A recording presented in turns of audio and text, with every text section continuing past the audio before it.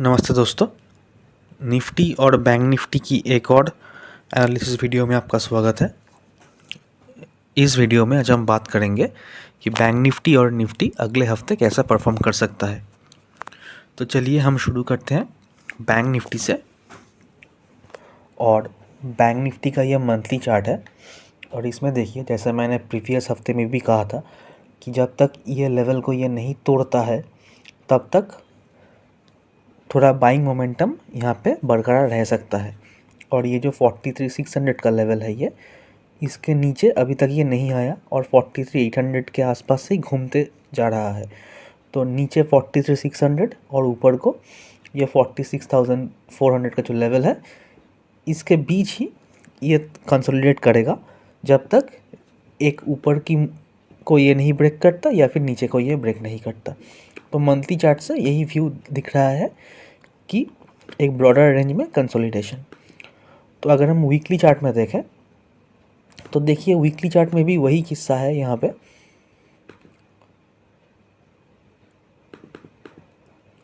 कि ये जो लेवल है इसको अभी तक ब्रेक नहीं कर रहा है। तो ये जो लेवल जो मंथली चार्ट में ही 43,600 का है, उसके नीचे अगर आए और एक कैंडल इसके नीचे क्लोज दे तो हमको अगले ही हफ्ते एक बड़ा सा फॉल हमको यहाँ पे देखने को मिलेगा। लेकिन यहाँ से जब तक यहाँ पे है तब तक सपोर्ट हमको मिलता हुआ चलेगा जब तक ये नीचे आता है। तो देखिए, ये कैंडल जो क्लोज़ हुआ है वो बहुत ही इनडिसाइसिव क्लोज़ हुआ है। अगर ये दो कैंडल को हम ले तो जहाँ पे ये कैंडल क्लोज़ हुआ था पिछले हफ्ते, एग्जैक्ट सेम पॉइंट पे या थोड़ा नीचे यहाँ पे एक कैंडल क्लोज़ हुआ है इस हफ्ते का। और पिछले हफ्ते नीचे सपोर्ट लेके एक रेड कैंडल क्लोज़ हुआ था। अब इस हफ्ते ऊपर को रेजिस्टेंस लेके एक ग्रीन कैंडल क्लोज हुआ है, लेकिन क्लोजिंग पॉइंट एग्जैक्टली या ऑलमोस्ट सेम वही प्लेस पे है। तो जब तक इस लेवल को ये ब्रेक नहीं करता है तब तक इसी तरह से हमको ऊपर नीचे होता हुआ दिखेगा। लेकिन एक बात यह है कि ये जो लो है,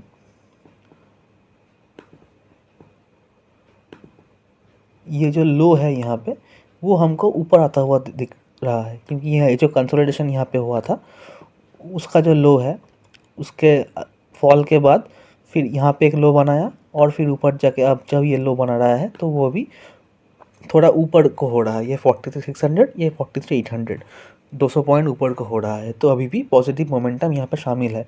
लेकिन जब तक इस लेवल को ये क्रॉस नहीं करता, यानी वीकली चार्ट में अगर ये 44,936 या फिर 45,000 के ऊपर जब तक ये क्लोज नहीं करता, ऐसे सेल ऑफ हमको ऊपर को दिखने को मिलेंगे। तो वीकली चार्ट में भी हम नीचे पे बाई और ऊपर पे सेल, यानी नीचे बायर और ऊपर पे सेलर मौजूद है, ऐसा हम यहाँ पे देखने को मिल रहा है। तो डेली चार्ट में अगर हम देखें इसको,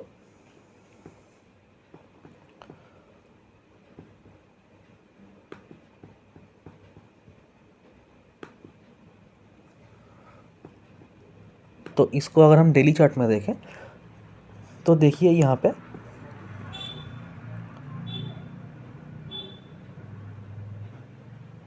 एक ट्रेंड लाइन यहाँ पे दिख रहा है। तो ये जो दो कैंडल है, ये क्या हुआ है, इस ट्रेंड लाइन के ऊपर जाके क्लोज हुआ है। यानी यहाँ पे जो सेंटीमेंट था वो बुलिश सेंटीमेंट या पॉजिटिव सेंटीमेंट था यहाँ पे। लेकिन अब यहाँ पे क्या हुआ है, इस हफ्ते ये इस ट्रेंड लाइन के नीचे आके क्लोज हुआ है।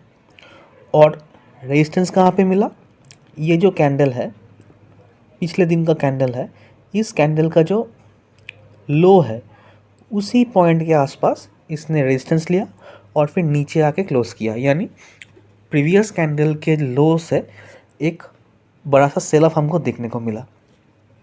और लास्ट हाफ भी हम कहे तो ठीक नहीं है, लास्ट हाफ एन आवर में ये फॉल हुआ है, यानी एक बहुत बड़ा fall last half an hour में हुआ है।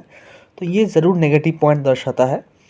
और यहाँ पे अगर इस लो को ब्रेक करता है तो फिर नीचे आकर ये 43,600 तक आ सकता है और उसके पहले 44,000 एक सपोर्ट है।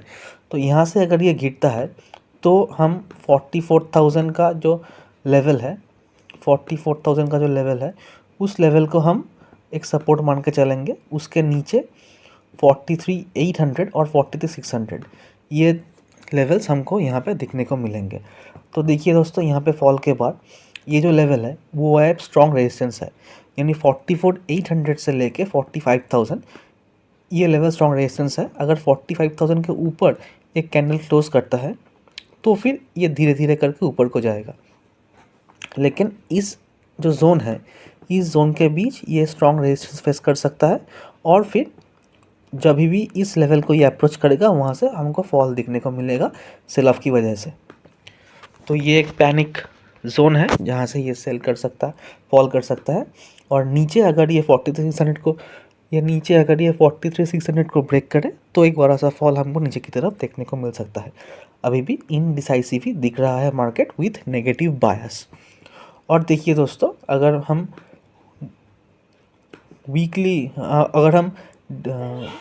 आवरली चार्ट में जाए, यहाँ पे 1 आवर का चार्ट अगर हम लगाए यहाँ पे, तो देखिए वो जो आइलैंड का सिलसिला चल रहा था वो अभी बरकरार है। वो नीचे आइलैंड होता हुआ हमको दिखने को मिला, और फिर देखिए 3 दिन ये ऊपर को गया और फिर ये गैप डाउन हुआ, और फिर धीरे धीरे करके ये 4 दिन ऊपर को गया और फिर ये गैप डाउन हुआ। तो अभी कौन सा साइड ये जा सकता है वो हमको यहाँ पे देखने को मिल सकता है। अगर ये गैप अप होता है तो फिर शायद यहाँ से यह आइलैंड बनाता हुआ ऊपर को जाए 2 या 3 दिन। तो इस हफ्ते ये ऊपर को जाए, अगर ये गैप अप ओपन होता है तो आइलैंड को जो आइलैंड है वो ऊपर को होता हुआ हमको देखने को मिलेगा। यानी देखिए यहाँ पे 3 दिन ऊपर जाने के बाद जो गैप डाउन हुआ वहाँ से फिर 4 दिन ऊपर को गया और फिर गैप डाउन हुआ। तो अगर यहाँ पे गैप अप होता है 44,400 के ऊपर, यानी 44,600 के आसपास अगर गैप अप होता है, यानी 300 350 पॉइंट अगर गैप अप होता है मंडे को, तो क्या होगा, तो जो आइलैंड है वो ऊपर को फॉर्म होगा। उसके बाद ये फिर से ये 3-4 दिन ऊपर को जा सकता है, ऐसा मेरा मानना है। लेकिन अगर ये गैप डाउन नीचे को हो जाता है तो फिर ये जो आइलैंड का सिलसिला है वो नीचे की तरफ कंटिन्यू होगा और फॉल भी नीचे की तरफ हो सकता है। तो इस लेवल के नीचे अगर ये गैप डाउन होता है, यानी 44,188 इस लेवल के नीचे अगर ये गैप डाउन होता है तो फिर जो फॉल है वो नीचे की तरफ कंटिन्यू होगा, लेकिन उतना एग्रेसिव फॉल भी नहीं होगा यहाँ पे, उतना एग्रेसिव राइज भी नहीं होगा यहाँ पे। जो यहाँ पे देखने को मिल रहा है वो गैप अप या गैप डाउन के बाद कंसोलिडेशन किसी भी एक बायस पे। तो ऐसा ही दिख रहा है दोस्तों, अभी भी इनडिसाइसिव है। तो मंडे कहाँ पे ओपन होता है वो हम देखेंगे, और उसके बाद हम डिसाइड करेंगे कि क्या करना है। यूजुअली कि जहाँ पे ये ओपन होता है उसके बाद ये एक साइडवेज मार्केट हमको मोस्ट ऑफ द डे देखने को मिलेगा मंडे भी। लेकिन जिस साइड ओपन होता है अगले हफ्ते यानी कमिंग वीक 2 या 3 दिन उसी डायरेक्शन में ये चल सकता है, ऐसा यहाँ पे दिख रहा है। और मेरा जो व्यू है वो अभी भी अप साइड को है। देखिए बैंक निफ्टी अभी नेगेटिव दिख रहा है क्योंकि ये जो फॉल है ये वो यहाँ से एग्जैक्टली इसी पॉइंट से ये फॉल हुआ है और यहाँ से फॉल होके ये नीचे को गिरा है, और जो क्लोजिंग है वो डे लो के आसपास या डे लो के थोड़ा नीचे ही हुआ है, इसलिए यहाँ पे कंसर्न है। लेकिन अगर हम यहाँ पे निफ्टी का एनालिसिस करें तो देखिए निफ्टी 751 पे क्लोज हुआ है। तो इसको अगर हम मंथली चार्ट में देखें तो देखिए दोस्तों, इसको अभी मैं हटा देते हैं। तो देखिए दोस्तों, निफ्टी पॉजिटिव है जो, लेकिन वो जो कंसोलिडेशन का बात हो रहा है कि यहाँ पे ये लो ब्रेक नहीं हुआ है और ये हाई ब्रेक नहीं हुआ है, उसके बीच ये बहुत शानदार तरीके से कंसोलिडेशन कर रहा है और ऊपर ही ये कंसोलिडेशन होता हुआ दिख रहा है हमको।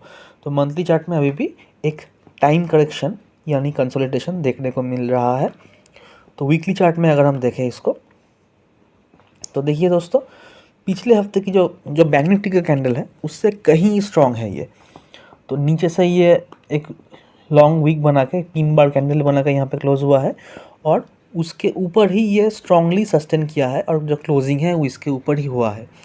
तो अगर इस वीक का जो हाई है उसके ऊपर निफ्टी जाता है, यानी 19844 हम मान के चले, 19844 का जो हाई है यहाँ पे,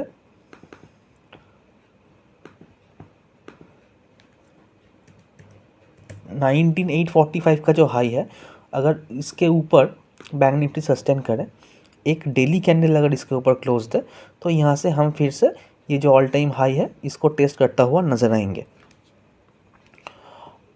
लेकिन अगर इसके नीचे ये आता है, यानी ये गैप डाउन खुल के अगर ये नीचे को आता है, कंटिन्यू करता है, तो फिर ये जो लो है वो फिर से टेस्ट हो सकता है, जो कि ये कौन सा लो है, ये है 19333 का, यानी 19200 मान के चले, 19200 और 19800 इसके बीच ही रह सकता है निफ्टी इस हफ्ते। लेकिन जैसा यह पोजीशन बना है, अगर हम बैंक निफ्टी को एक्सक्लूड करके देखें, तो जैसा पोजीशन यहाँ पे बना है, तो ये लगता है कि ये इसको ऊपर को ब्रेक करेगा और फिर ये धीरे धीरे को ऊपर को जाएगा, ऐसा स्ट्रॉन्ग हमको दिख रहा है। लेकिन जिस तरफ निफ्टी होंगे उसी तरफ बैंक निफ्टी भी जाएगा, या फिर उल्टा ही मान सकते हैं कि जिस तरफ बैंक निफ्टी जाए उस तरफ ही निफ्टी जाएगा, यानी एक ऊपर एक नीचे यहाँ पे देखने का चांसेस कम है। एक जो डायरेक्शन लेगा वो दोनों ही सेम साइड डायरेक्शन लेगा, या तो ऊपर या तो नीचे। और डेली चार्ट में अगर हम देखें तो ये जो क्लोजिंग है वो भी स्ट्रांग हुआ है, ये बड़ा सा गैप डाउन हुआ था और उस गैप डाउन के बाद ये पूरा रिकवर कर गया। और बैंक निफ्टी में भी ये रिकवर करने के बाद एक बड़ा सा फॉल आया और वो डे के लो के आसपास क्लोज हुआ, लेकिन ये डे के हाई के आसपास क्लोज हुआ, यानी निफ्टी स्ट्रांग, बैंक निफ्टी जितना वीक दिख रहा है निफ्टी उतना ही स्ट्रांग दिख रहा है। तो ये जो कैंडल है वो एक बहुत ही पॉजिटिव कैंडल है कि नीचे आके भी ये रिकवर कर गया और हाई के आसपास ही क्लोज किया, तो ये एक बड़ा सा संकेत है कि ये ऊपर को कंटिन्यू कर सकता है। तो अगर हम यहाँ से आवरली चार्ट को देखें तो यहाँ पे भी वो आइलैंड का सिलसिला जारी है, लेकिन यहाँ पे भी देखिए, यहाँ पे 3 दिन का ये ऊपर को गया और फिर गैप डाउन हुआ और फिर यहाँ पे 3 दिन ऊपर को गया, एक दिन साइडवेज मिला, तो 4 दिन ऊपर को गया और फिर एक गैप डाउन हुआ। अब यहाँ पे अगर ये गैप अप होता है तो धीरे धीरे करके ये 2-3 दिन में शायद 19,800 20,000 की तरफ जा सकता है, अगर ये मंडे को गैप अप हुआ तो। और अगर ये गैप डाउन हो गया तो फिर शायद यहाँ पे जो जैसा फॉल यहाँ पे हुआ है वैसा ही फॉल यहाँ पे कंटिन्यू हो सकता है।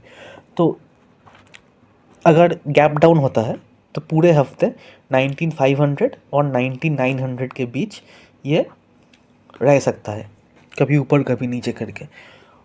और अगर ये गैप अप होता है तो धीरे धीरे करके ऊपर को निकलेगा, यही एनालिसिस है। और बैंक निफ्टी में अगर ये गैप अप होता है तो धीरे धीरे करके ऊपर को निकलेगा, और अगर गैप डाउन होता है तो 43,600 नीचे और 44,800 ऊपर, इसी के बीच ही वोलेटाइल और थोड़ा ऊपर थोड़ा नीचे ऐसे करके आयरन बनाता हुआ ये चलेगा इस हफ्ते। तो ये मेरा एनालिसिस है। और दोस्तों, मैं कोई सेबरेशन एनालिस्ट नहीं हूँ, इसलिए ये कोई फिनेंशियल एडवाइस नहीं है, ये सिर्फ एजुकेशनल पर्पसेस के लिए है। तो दोस्तों, ये था इस हफ्ते का एनालिसिस। अगर वीडियो को पसंद आए तो वीडियो को लाइक, शेयर और सब्सक्राइब ज़रूर करना, ताकि हम और भी वीडियोस यहाँ पे ला सकें जो आपको कुछ सिखाए। और वीडियो के डिस्क्रिप्शन में कुछ लिंक है, वहाँ जाके आप किसी भी ब्रोकर के साथ अपना अकाउंट खोलें तो हम आपको हमारे कम्युनिटी में ऐड कर देंगे, जहाँ पे हम फ्री ट्रेनिंग भी प्रोवाइड करते हैं सिखाने के लिए। तो ये था दोस्तों इस हफ्ते के एनालिसिस। मिलते हैं अगले वीडियो में, तब तक के लिए good luck and happy trading.